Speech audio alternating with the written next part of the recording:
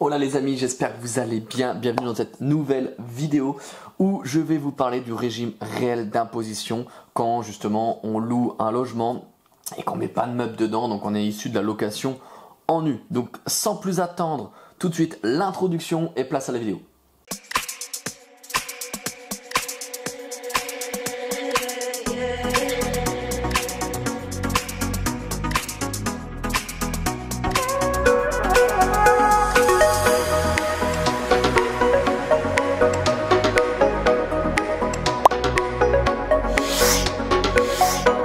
Donc je vous invite à passer sur l'écran pour étudier notre sujet. Donc c'est parti.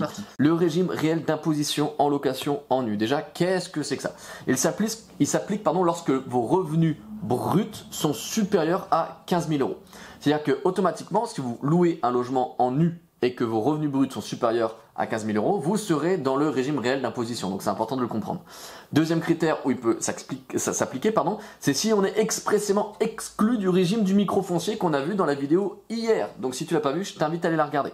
Donc par exemple, si tu es issu d'un monument historique, logement bénéficiant d'un régime de déduction particulier, Convention ANA, Besson, Borloo, Périsol, etc. Je crois qu'il y en a un ou deux qui n'existent plus d'ailleurs.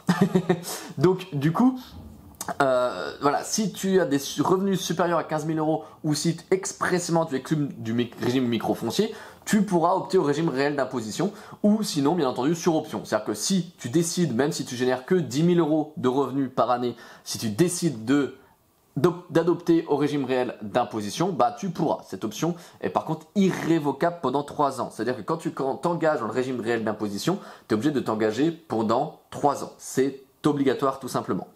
Donc voilà un petit peu dans quels critères tu vas pouvoir opter à ce régime. Donc les obligations déclaratives du régime microfoncier et détermination du revenu imposable. Donc du coup, le revenu foncier imposable au régime réel est égal chaque année à la différence entre le montant des recettes encaissées et le total des frais et des charges déductibles pour leur montant réel et justifié. Bien entendu, tu ne vas pas pouvoir déduire tout et n'importe quoi. C'est-à-dire qu'en d'autres termes, si, imaginons, tu déclares donc 20 000 euros de revenus locatifs, mais que tu vas pouvoir déduire tout un tas de choses de cette fourchette imposable. Tu vas pouvoir déduire des travaux, des frais de gestion, des frais d'administration, certains impôts et certaines taxes, des primes d'assurance. Tu vas pouvoir déduire tout ça jusqu'à obtenir une nouvelle finalement fourchette imposable. C'est-à-dire qu'au préalable, tu avais 20 000 euros de fourchette imposable et une fois que tu as déduit tout un tas de choses, de toute façon, tu vas te retrouver avec 8 000 euros de fourchette imposable.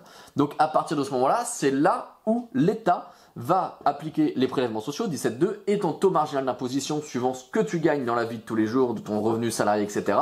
Et il va appliquer donc ta TMI et tes prélèvements sociaux sur cette nouvelle fourchette imposable qui est, je crois, on vient de dire, de 8 000, 7 000, 8 000 euros, tout simplement. Donc lorsque le résultat est un bénéfice net foncier, recette supérieure donc aux charges, il est ajouté aux autres revenus catégoriels pour être soumis à l'impôt sur le revenu. Et ça, les amis, vous allez voir que c'est intéressant. C'est-à-dire qu'en fait, on peut avoir un déficit foncier imputable sur le revenu global. Et on a le droit, alors attention, ça change chaque année. Alors suivant justement le moment à laquelle tu regardes cette vidéo-là, il y a de fortes chances que l'année prochaine ce soit plus pareil et que l'année d'avant ce n'était pas non plus le cas. Mais on tourne à 200, 300, 500 euros près, à peu près chaque année dans cette fourchette-là. Donc c'est-à-dire que, imaginons, tu as 20 000 euros de revenus locatifs, mais tu as 30 700 euros de charges déductibles. Et bien en fait, donc tes 20 000 premiers euros de revenus locatifs vont retomber à zéro, donc ça, pas de souci. Mais il te reste encore 10 700 finalement de déduction.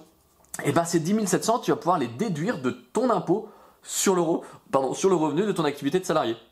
C'est-à-dire qu'en fait, donc je relis, mais un déficit foncier résultant de charges et autres que les intérêts d'emprunt est imputable sur le revenu global de l'année dans la limite de 10 700 euros. C'est-à-dire que tu pourras déduire au maximum, en plus finalement de ce que tu as déjà déduit sur ton immobilier, tu pourras déduire encore au maximum 10 700 euros de ton impôt sur le revenu en tout. Voilà, tout simplement. Donc ça, c'est plutôt cool. Honnêtement, c'est plutôt intéressant pour ceux qui payent pas mal d'impôts pour limiter un petit peu leur imposition. En fait, tout simplement. Voilà. Dépenses déductibles sur les revenus fonciers. Donc là, je t'ai mis quelques petits exemples.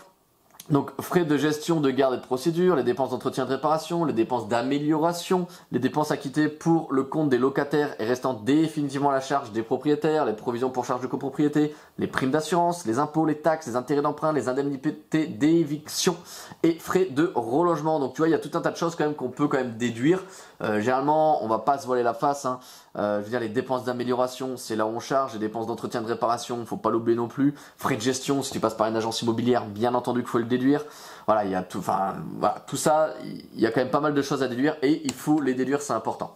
Donc voilà, écoute, hier on a parlé du coup du microfoncier, quand justement on était sur ces fameux abattements fixes en location nue, où l'État, on a vu qu'il allait abattre 30%. Et si tu rentrais 1000 € de revenus locatifs, c'est comme si tu rentrais 700 et là tu avais ta TMI et tes prélèvements sociaux qui étaient imposés sur cette nouvelle fourchette imposable qui était de 7000 € si tu en gagnais 10 000 par exemple. Là on voit qu'on ne peut opter justement donc sur des revenus, sur ces revenus fonciers, qu'on peut opter finalement à un espèce de régime réel. Donc ce régime réel, c'est ce qui fait que justement tu vas pouvoir déduire tout un tas de choses. Donc tu n'as pas du coup d'abattement fixe. Tu as vraiment, c'est toi en fait qui va réduire ta fourchette d'imposition en fonction des charges. Et là, on en a fini justement pour tout ce qui est parti un petit peu nu. Après, il faudrait qu'on rentre dans d'autres systèmes de convention ANA, Borloo, etc. Ça fera l'office de d'autres vidéos, on va dire, séparées. Mais pour le moment, dans les bases de la fiscalité, c'était important que tu comprennes vraiment ces deux aspects de la location nue et je pense que c'est donc du coup mission accomplie. Je te retrouve demain pour la prochaine vidéo et je te dis à tout bientôt. Ciao, ciao.